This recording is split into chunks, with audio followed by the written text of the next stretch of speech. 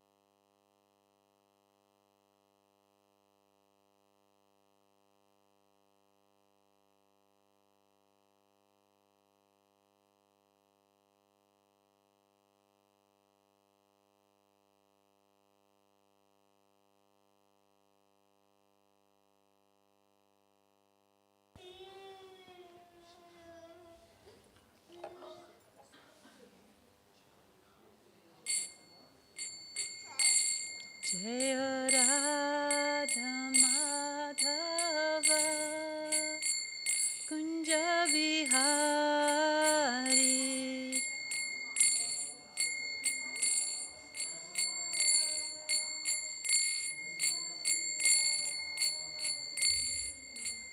Gopi Jana Vallabha Girivaradhari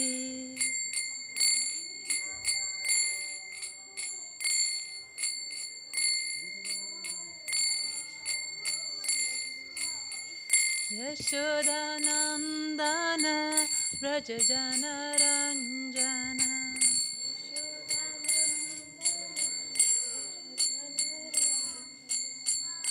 Yamuna Tira Vanachari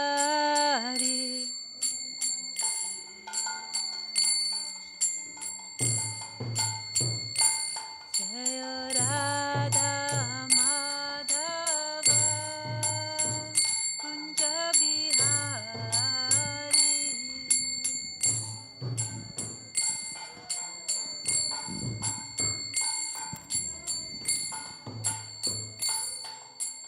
Hare Krishna, Hare Krishna, Krishna Krishna, Hare Hare, Hare Rama, Hare Rama, Rama Rama, Hare Hare, Hare Krishna.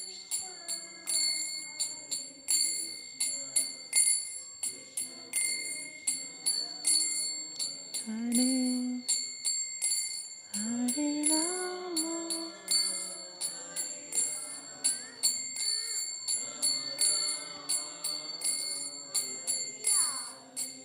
Hare Krishna, Hare Krishna, Krishna Krishna, Hare Hare, Hare Rama, Hare Rama, Rama Rama, Hare Hare.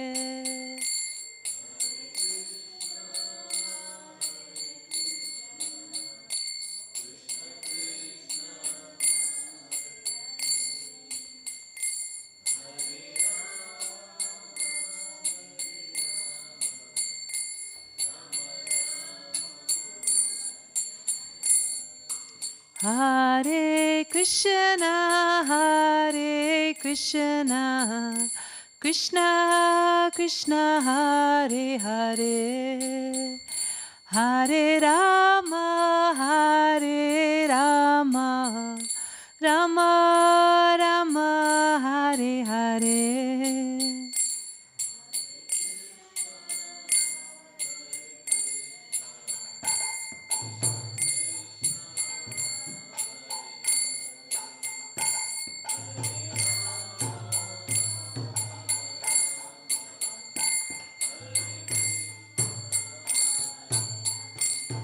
Hare Krishna, Hare Krishna, Krishna Krishna, Hare Hare, Hare Rama, Hare Rama, Rama Rama, Hare Hare.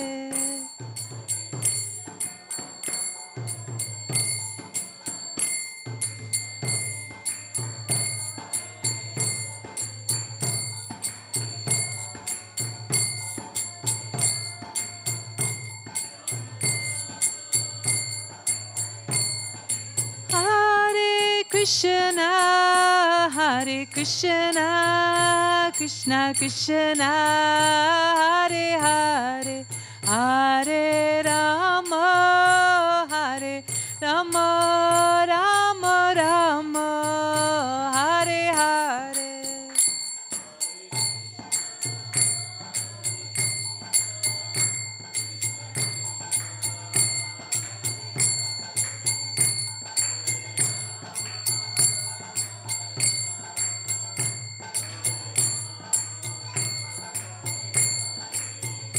Hare Krishna, Hare Krishna, Krishna Krishna, Hare Hare, Hare Rama, Hare Rama, Rama Rama, Hare Hare.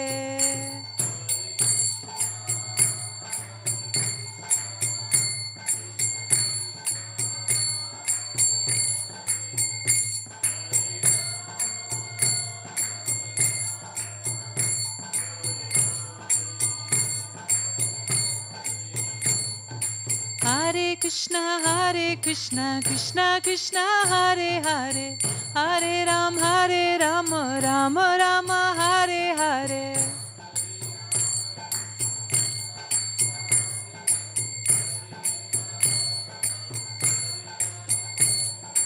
Hare Krishna, Krishna Krishna, Hare Hare, Hare Ram, Ram Ram, Hare Hare.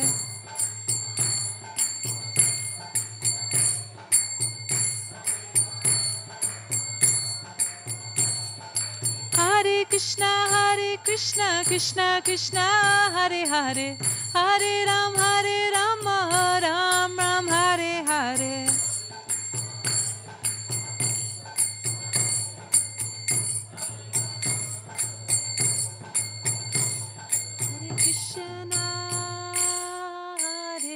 Krishna, Krishna Krishna, Hare Hare, Hare Rama, Hare Rama, Rama Rama, Hare Hare.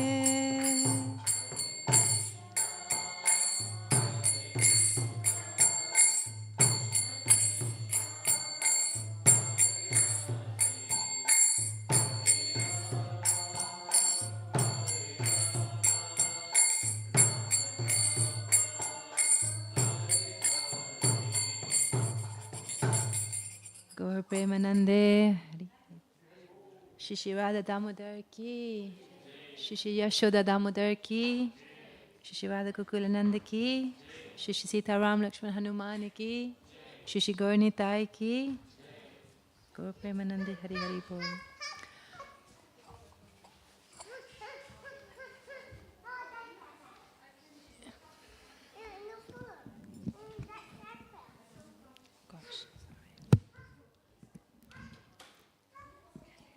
Hari Bol, Hare Krishna.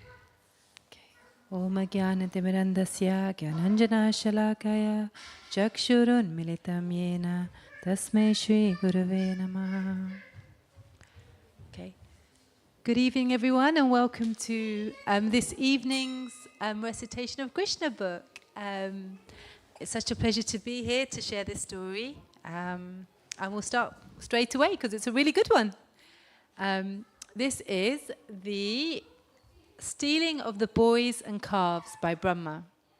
So, Sukadev Goswami was very much encouraged when Maharaj Parikshit asked him why the cowherd boys did not discuss the death of Aghasura until after 1 year had passed. He explained thus, "My dear king, you're making the subject matter of the transcendental pastimes of Krishna fresher by your inquisitiveness. It is said that it is the nature of a devotee to constantly apply his mind, energy, words, ears, etc., in hearing and chanting about Krishna. This is called Krishna consciousness. And for one who is wrapped in hearing and chanting Krishna, the subject matter never becomes hackneyed or old. That is the significance of transcendental subject matter, in contrast to material subject matter. Material subject matter becomes stale, and one cannot hear a certain subject for a long time. He wants change. But as far as transcendental subject matter is concerned, it is called Nitya Nava Navayamana. This means that one can go on chanting and hearing about the Lord and never feel tired, but remain fresh and eager to hear more and more. It is the duty of the spiritual master to disclose all confidential subject matter to the inquisitive and sincere disciple. Thus, Sukadev Goswami began to explain why the killing of Aghasura was not discussed until 1 year had passed. Sukadev Goswami told the king, "Now hear of this secret with attention. After saving his friends from the mouth of Aghasura, and after killing the demon, Lord Krishna brought his friends to the bank of Yamuna and addressed them as follows. My dear friends, just see how this spot is very nice for taking lunch and playing on the soft, sandy Yamuna bank. You can see how the lotus flowers in the water are beautifully blown and how they distribute their flavor all around. The chirping of the birds along with the cooing of the peacock, surrounded by the whispering of the leaves in the trees, combine and present sound vibrations that echo one another. And this just enriches the beautiful scenery created by the trees here. Let us have our lunch in this spot because it's already late and we're feeling hungry. Let the calves remain near us and let them drink water from the Yamuna. While we engage in our lunch taking, the calves may engage in eating the soft grasses that are in this spot.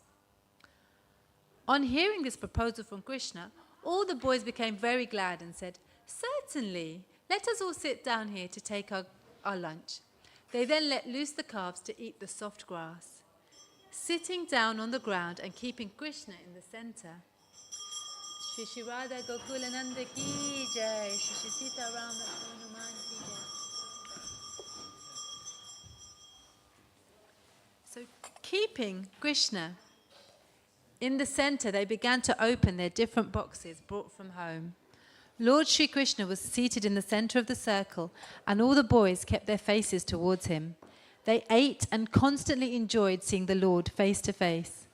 Krishna appeared to be the whirl of a lotus flower, and the boys surrounding him appeared to be its different petals.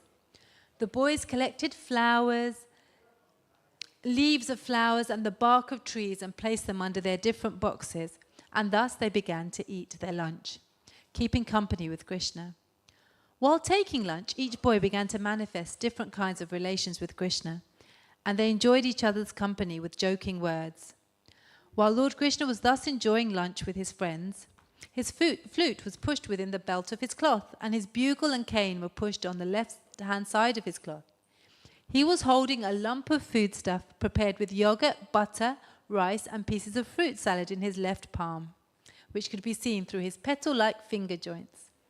The Supreme Personality of Godhead, who accepts the results of all great sacrifices, was laughing and joking, enjoying lunch with his friends in Vrindavan. And thus the scene was being observed by the demigods from heaven. As for the boys, they were simply enjoying transcendental bliss in the company of the Supreme Personality of Godhead. At that time, the calves that were pasturing nearby entered into the deep forest, allured by new grasses, and gradually went out of sight. When the boys saw that the calves were not nearby, they became afraid for their safety, and they immediately cried out, Krishna! Krishna is the killer of fear personified. Everyone is afraid of fear personified, but fear personified is afraid of Krishna. By crying out the word Krishna, the boys at once transcended the fearful situation. Out of his great affection, Krishna did not want his friends to give up their pleasing lunch engagement. And he therefore said, my dear friends, you need not interrupt your lunch. Go on enjoying. I'm going personally where the calves are. Thus Lord Krishna immediately started to search out the calves in the caves and the bushes. He searched in the mountain holes and in the forests, but nowhere could he find them. At the time when Aghasura was killed and the demigods were looking on the incident with great surprise, Brahma, who was born of the lotus flower growing out of the navel of Vishnu, also came to see. He was surprised at how a little boy like Krishna could act so wonderfully. Although he was informed that the little cowherd boy was the Supreme Personality of Godhead, he wanted to see more glorified pastimes of the Lord, and thus he stole all the calves and cowherd boys and took them to a different place. Lord Krishna, therefore, in spite of searching for the calves, could not find them, and he even lost his boyfriends on the bank of the Yamuna, where they'd been taking their lunch. In the form of a cowherd boy, Lord Krishna was very little in comparison to Brahma, but because he is the Supreme Personality of Godhead, he could immediately understand that all the calves and boys had been stolen by Brahma. Krishna thought, Brahma has taken away all the boys and calves. How can I alone return to Vrindavan? The mothers will be aggrieved. Therefore, in order to satisfy the mothers of his friends, as well as to convince Brahma of the supremacy of the personality of Godhead, he immediately expanded himself as the cowherd boys and calves. In the Vedas, it is said that the Supreme Personality of Godhead expands himself in so many living entities by his energy. Therefore, it was not very difficult for him to expand himself again into so many boys and calves. He expanded himself to become exactly like the boys, who were all of different features, facial and bodily construction, and who were different in their clothing and ornaments, and in their behavior and personal activities. In other words, everyone has different tastes, being an individual soul, and each person has entirely different activities and behavior. Yet Krishna exactly expanded himself into all the different positions of the individual boys. He also became the calves, who were also of different sizes, colors, activities, etc. This was possible because everything is an expansion of Krishna's energy. In the Vishnu Puran, it is said, Parasya Brahmana Shakti. Whatever we actually see in the cosmic manifestation, be it matter or the activities of the living entities, it's simply an expansion of the energies of the Lord, as heat and light are the different expansions of fire. Thus expanding himself as the boys and calves in their individual capacities and surrounded by such expansions of himself, Krishna entered the village of Vrindavan. The residents had no knowledge of what had happened. After entering the village Vrindavan, all the calves entered their respective cowsheds, and the boys also went to their respective mothers and homes. The mothers of the boys heard the vibration of their flutes before their entrance, and to receive them, they came out of their homes and embraced them. And out of maternal affection, milk was flowing from their breasts, and they allowed the boys to drink it. However, their offering was not exactly to their boys, but to the Supreme Personality of Godhead, who had expanded himself into such boys. This was another chance for all the mothers of Vrindavan to feed the Supreme Personality of Godhead with their own milk. Therefore, not only did Krishna give Yashoda the chance to feed him, but this time he gave a chance to all the elderly gopis. All the boys began to deal with their mothers as usual, and the mothers also, on the approach of evening, began to bathe their respective children, decorate them with tilak and ornaments, and give them necessary food after the day's labour. The cows also, who were away in the pasturing grounds, returned in the evening and began to call their respective calves. The calves immediately came to their mothers, and the mothers began to lick the bodies of the calves. These relations between the cows and the gopis with their calves and boys remained unchanged, although actually the original calves and boys were not there. Actually, the cows' affection for their calves and the elderly gopis' affection for the boys causelessly increased. Their affection increased naturally, even though the calves and boys were not their offspring. Although the cows and elderly gopis of Vrindavan had greater affection for Krishna than for their own offspring, after this incident their affection for their offspring increased exactly as it did for Krishna. For 1 year continually, Krishna himself expanded as the calves and cowherd boys and was present in the pasturing ground. As it is stated in the Bhagavad Gita, Krishna's expansion is situated in everyone's heart as a supersoul. Similarly, instead of expanding himself as a supersoul, he expanded himself as a portion of calves and cowherd boys for 1 continuous year. One day, when Krishna, along with Balaram, was maintaining the calves in the forest, they saw some cows grazing on top of Govardhan Hill. The cows could see down into the valley where the calves were being taken care of by the boys. Suddenly, on sighting their calves, the cows began to run towards them. They leapt downhill with joined front and rear legs. The cows were so melted with affection for their calves that they did not care about the rough path from the top of Govardhan Hill down to the pasturing ground. They began to approach the calves with their milk bags full of milk, and they raised their tails upwards. When they were coming down the hill, their milk bags were pouring milk on the ground out of intense maternal affection for the calves, although they were not their own calves.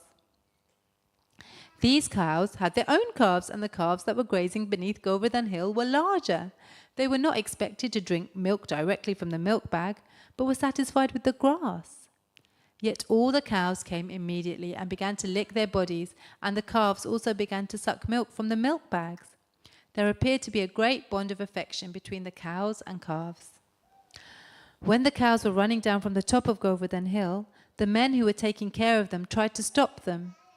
Elderly cows are taken care of by the men, and the calves are taken care of by the boys. And as far as possible, the calves are kept separate from the cows, so the calves do not drink all the available milk.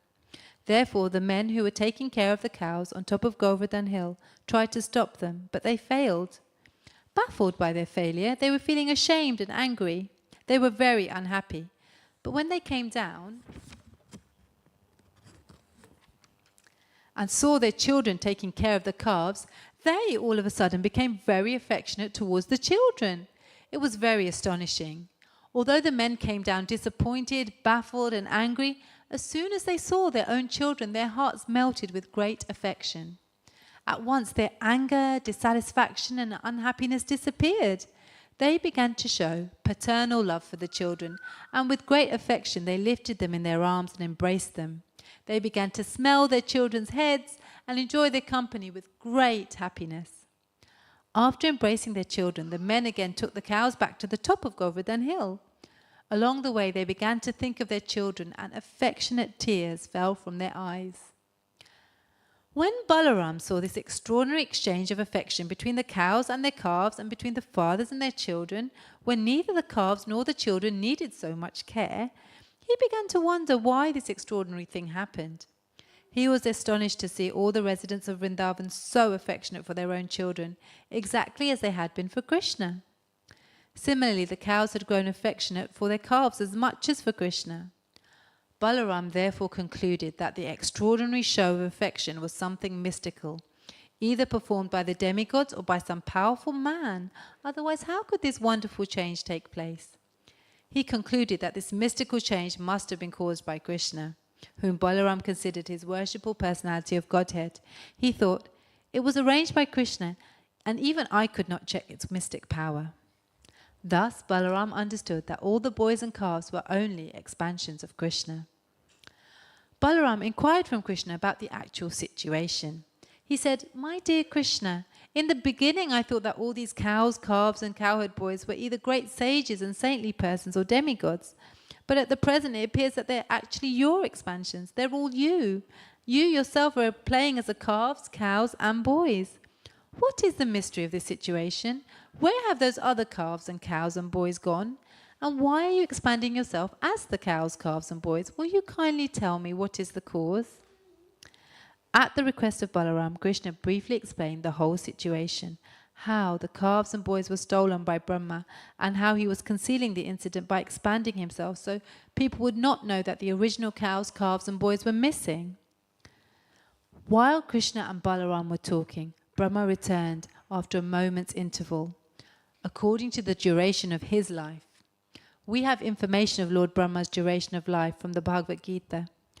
1,000 times the duration of the 4 ages, or 4,300,000 times 1,000 years, comprises Brahma's 12 hours. Similarly, 1 moment of Brahma is equal to 1 year of our solar calculation. After 1 moment of Brahma's calculation, Brahma came back to see the fun caused by his stealing the boys and calves. But he was also afraid that he was playing with fire. Krishna was his master, and he'd played mischief for fun by taking away the calves and boys. He was really anxious, so he did not stay away very long. He came back after a moment of his calculation. He saw that all the boys, calves and cows were playing with Krishna in the same way as when he'd come upon them, although he was confident that he'd taken them and made them lie down asleep under the spell of his mystic power.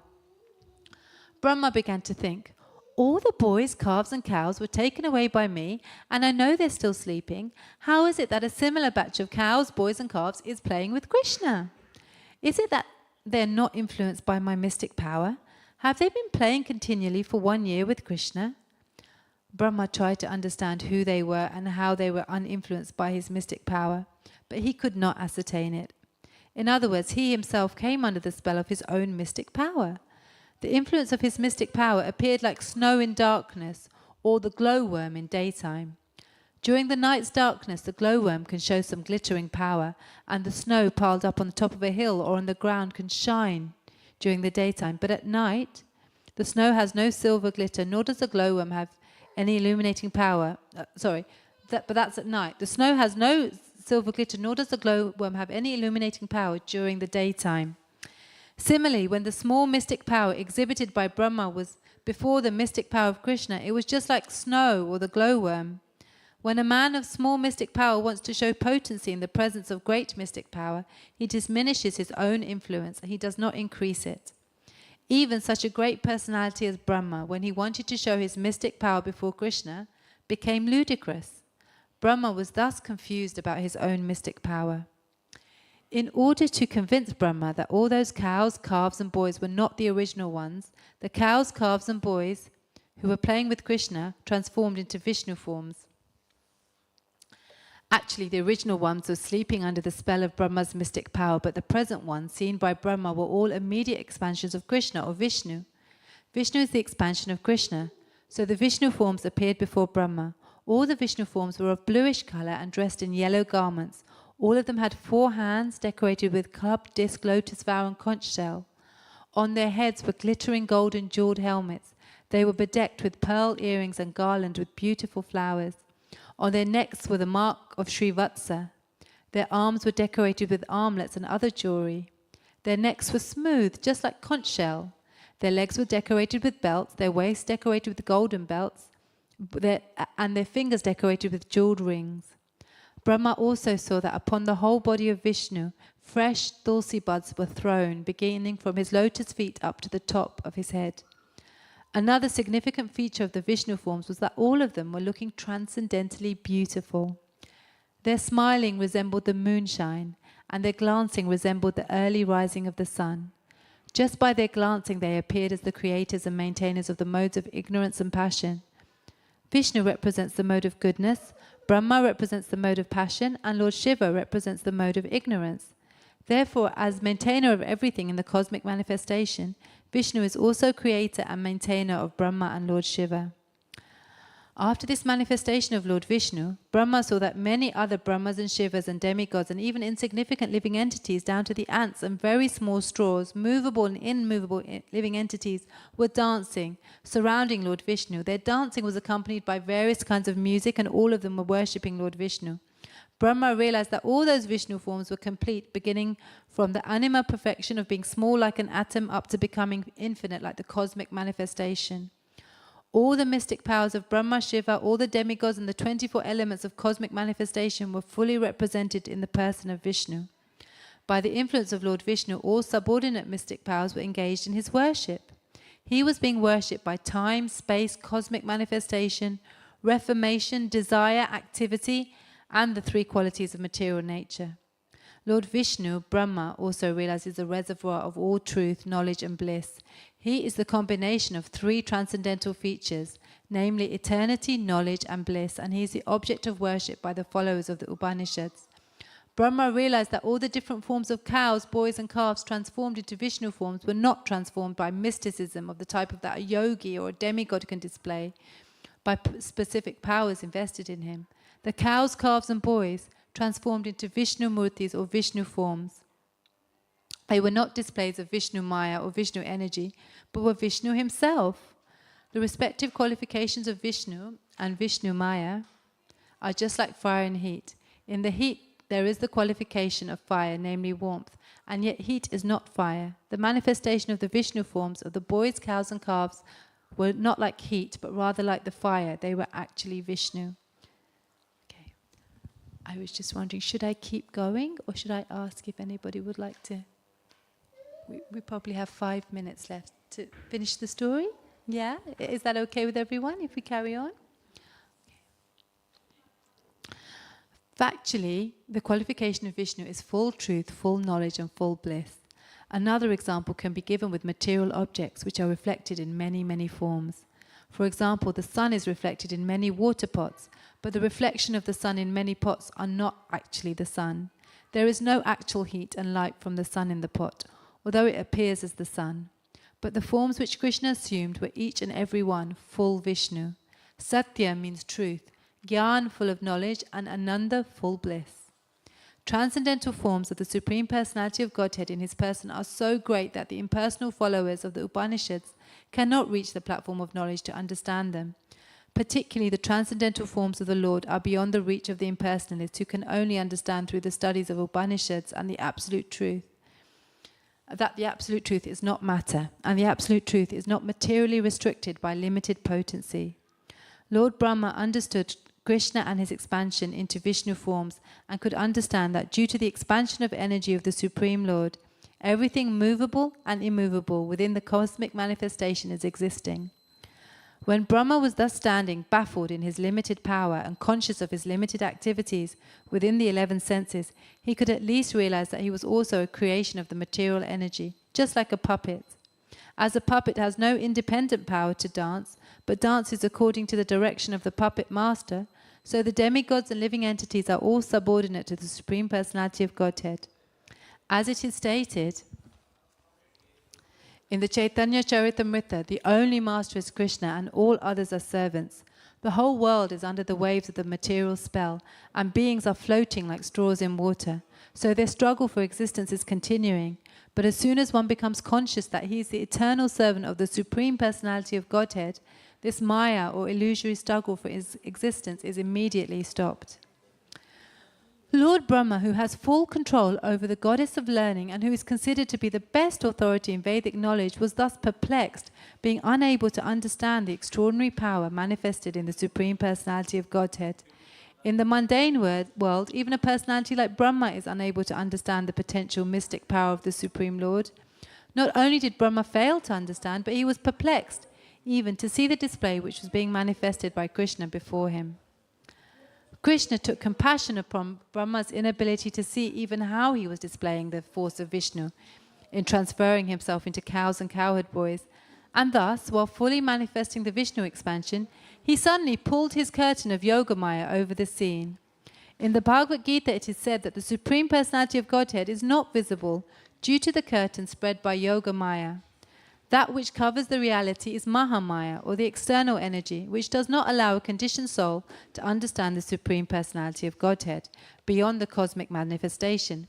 But the energy which partially manifests the Supreme Personality of Godhead and partially does not allow one to see is called Yogamaya. Brahma is not an ordinary conditioned soul. He is far, far superior to all the demigods, and yet he could not comprehend the display of the Supreme Personality of Godhead. Therefore, Krishna willingly stopped manifesting any further potency. The conditioned soul not only becomes bewildered, but is completely unable to understand. The curtain of Yogamaya was drawn so that Brahma would not become more and more complex. When Brahma was relieved from his perplexity, he appeared to be awakened from an almost dead state, and he began to open his eyes with great difficulty. Thus he could see the eternal cosmic manifestation with common eyes. He saw all around him the super excellent view of Vrindavan, full with trees, which is the source of life for all living entities. He could appreciate the transcendental land of Vrindavan, where all the living entities are transcendental to ordinary nature. In the forest of Vrindavan, even ferocious animals like tigers and others live peacefully along with the deer and human beings. He could understand that because of the presence of the Supreme Personality of Godhead in Vrindavan, the place is transcendental to all other places, and there is no lust and greed there. Brahma thus found Sri Krishna, the Supreme Personality of Godhead, playing the part of a small cowherd boy. He saw that little child with a lump of food in his left hand, searching out his friends, cows and calves, just as he was actually doing 1 year before, after their disappearance. Immediately Brahma descended from his great swan carrier and fell down before the Lord, just like a golden stick. The word used among Vaishnavas for offering respects is dandavat.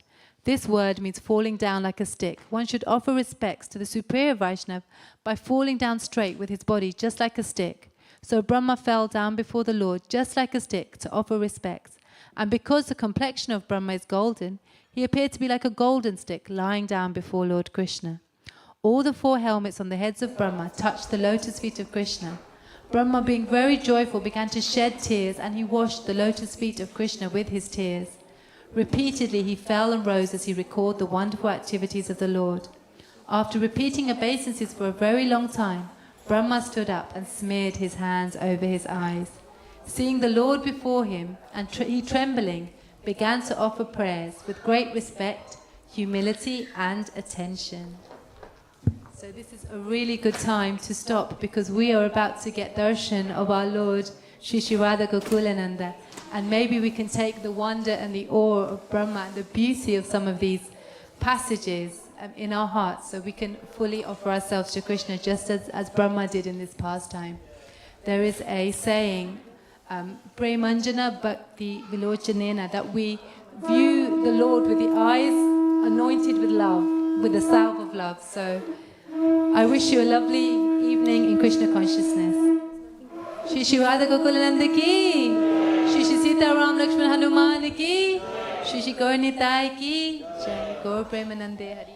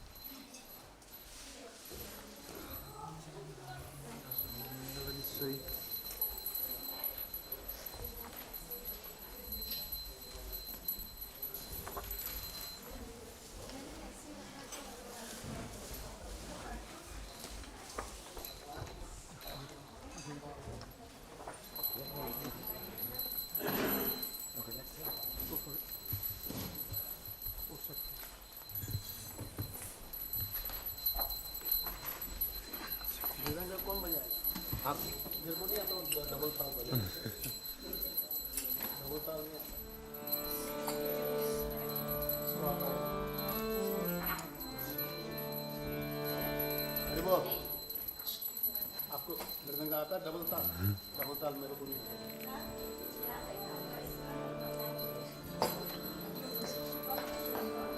नमः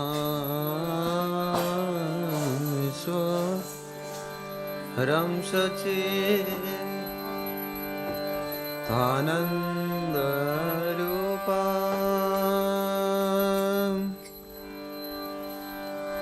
लसत्कुण्डलं गोकुले भ्रजमानं नमामीश्वरं सच्चिदानन्दरूपं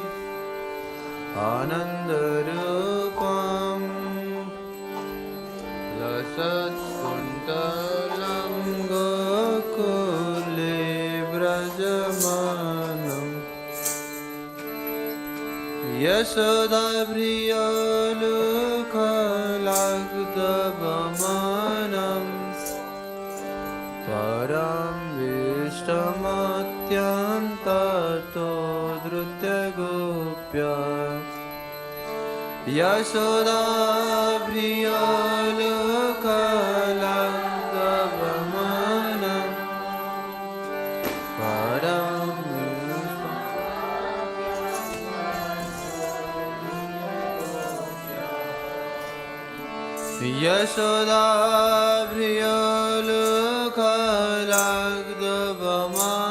यशोदाप्रियलोकलब्धवमानम् परमेष्टमत्यन्ततो धृत्यगोप्य